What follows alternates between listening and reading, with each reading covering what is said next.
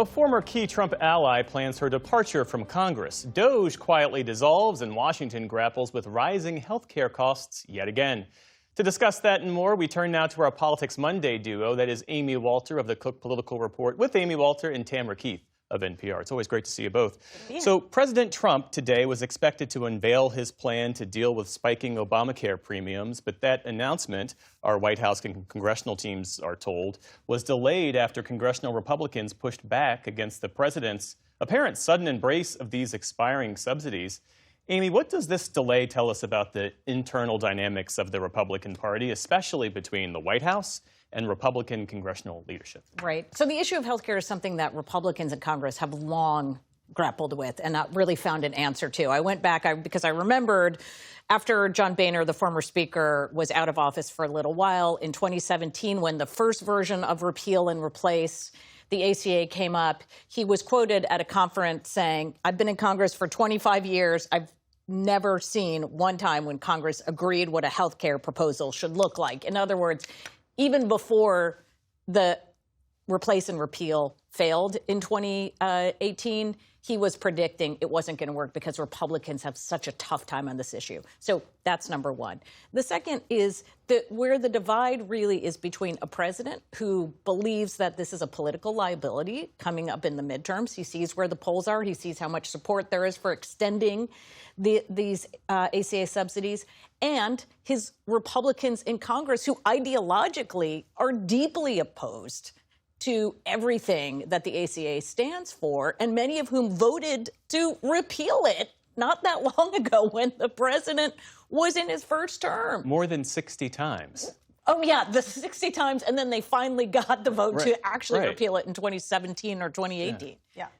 So Tam, I mean, how does this episode really highlight the tension, to Amy's point, between ideological purity, no Obamacare subsidies, and pragmatism? You have to do something about these premiums spiking. Right. So what has happened is President Trump has changed the Republican Party, or at least he's changed the Republican electorate. I was just talking to a political scientist about this today.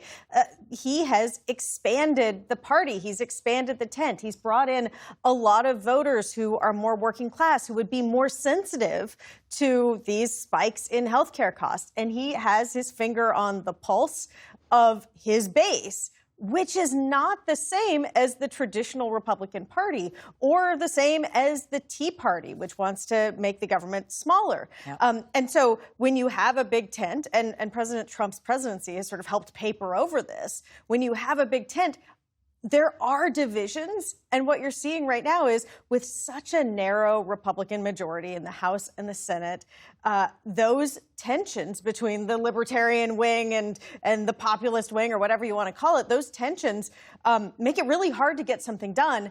And now you have Marjorie Taylor Greene leaving, which is one fewer vote for Republicans in the House. Well, what does it say, Amy, that Republicans have had a decade to come up with some sort of free market solution for health care coverage, and yet they haven't been able to settle on one? Well, the one person who was the most successful, Republican, who was successful in passing real health care reform was Mitt Romney as governor of Massachusetts, which was the platform on which... For Obamacare. Exactly. And because of that, I think there is the feeling that, well, then we can't use that platform because it was something that Democrats used. But just sort of building on Tam's point, too, about the tension within the party, there are 13 Republicans that have stated publicly we would like to see these ACA extensions go forward.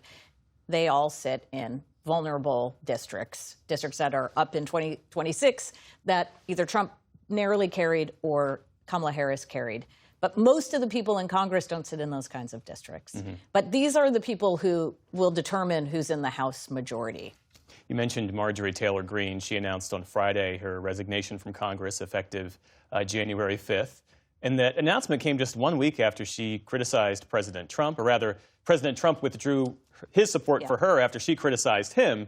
But what does her sudden decision to resign tell us about the fault lines within the MAGA-era Republican Party? Well, first, it tells us that being a member of Congress just isn't that great, and you've seen a lot of members of Congress complain about any number of things, experiencing threats to their families, and just the general unpleasantness. You know, there are some ways to see this as a victory for President Trump.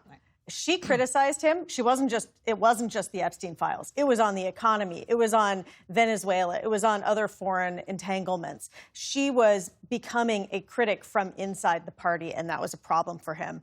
And rather than sticking it out and fighting, she said, all right, peace, I'm out. And so in some ways, that's a win for President Trump. In other ways, it's a sign that these fissures exist, and people are already thinking about what the party looks like when he's no longer the leader who sort of blocks the sun and sort of prevents others in the party from defining what the Republican Party really is going forward. Could her resignation trigger a ripple effect where you have other far-right members, MAGA-aligned folks, break away from President Trump? So I think she was a unique figure in that, look, she came into Congress and instantly went for the shiny object and being in the spotlight. And you could make the other case that she just got too close to that spotlight and it singed her and now it's over. But you can also say that, going back to Tam's point about what the Trump coalition looks like now, if you look both at polling and at election results that have happened, the elections that have happened since 2025, what you see is a MAGA base, the core Trump base. They still like him a lot. They're going to stick with him. It's that periphery coalition, the younger voters, the Latino voters, the independents. When you see his numbers among those voters, those were people who they weren't ever assigning themselves the MAGA label. They voted for Donald Trump because they thought he was going to do certain things, especially on the economy, and now they don't see those things happening. And so he's losing favor with them. That is the bigger threat to the Trump agenda going forward, meaning like what will the Trump coalition look like in 2028? Those are the voters who determine that. Well, I mentioned the dissolution of DOJ in the intro, and lucky for us, we still have time to talk about it. So Tam, DOJ, the Department of Government Efficiency, is dissolving ahead of schedule. This organization, agency, however you want to describe it, they claim to have cut tens of billions of dollars in spending. They provided no verifiable accounting. How wide is the accountability gap here? Yeah, they never provided the receipts for all of these cuts that they claim to make. Many of the cuts that they claim to make weren't real. Others were extremely inefficient, which led to actually more spending, not less.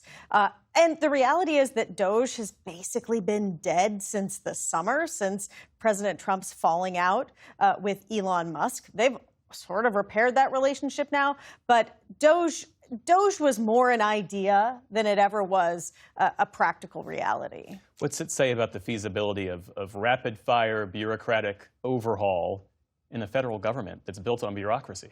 Yeah, I think the one thing it was successful in doing, though, Jeff, is that it has fundamentally altered the way that agencies work and may be working far, far beyond just the 4 years of Trump's term.